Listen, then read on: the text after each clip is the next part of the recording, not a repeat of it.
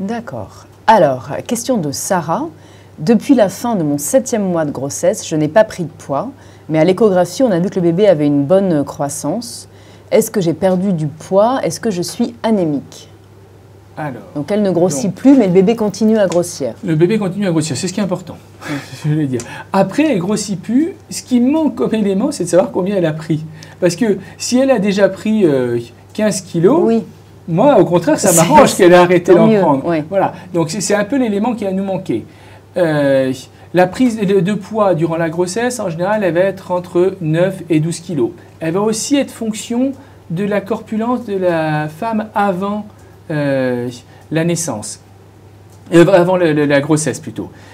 Si jamais elle était une femme qui est plutôt corpulente avant, il vaudra mieux qu'elle se ménage et qu'elle prenne moins de poids.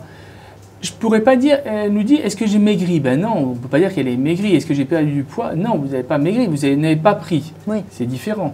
Alors le bébé a pris du poids, ben oui, il a pris peut-être un peu sur ses réserves si elle en avait. Donc moi, il n'y a pas d'inquiétude.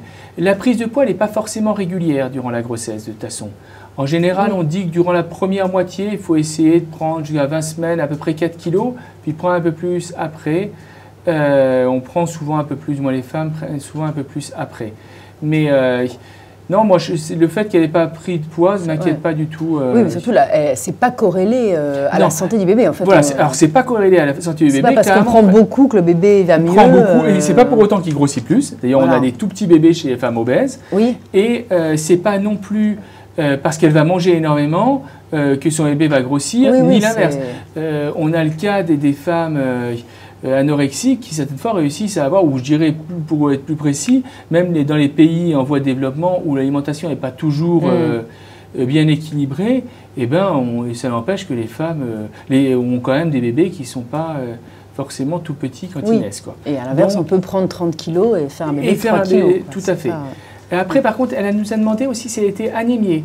Alors, il n'y a pas forcément de rapport. Il n'y a pas de rapport entre le fait d'être anémiée et de... Donc ça, c'est autre chose. C'est pas lié au Normalement, poids elle va avoir une prise de sang.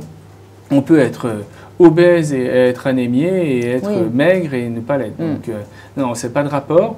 Elle aura une prise de sang normalement en fin de grossesse où on vérifiera effectivement son taux d'hémoglobine et voir... Sachant qu'on l'est quand même souvent pendant la grossesse. Tout à fait. Donc, mais c'est vraiment la personne qui la suit qui verra s'il est nécessaire de faire une... Si c'est problématique ou pas.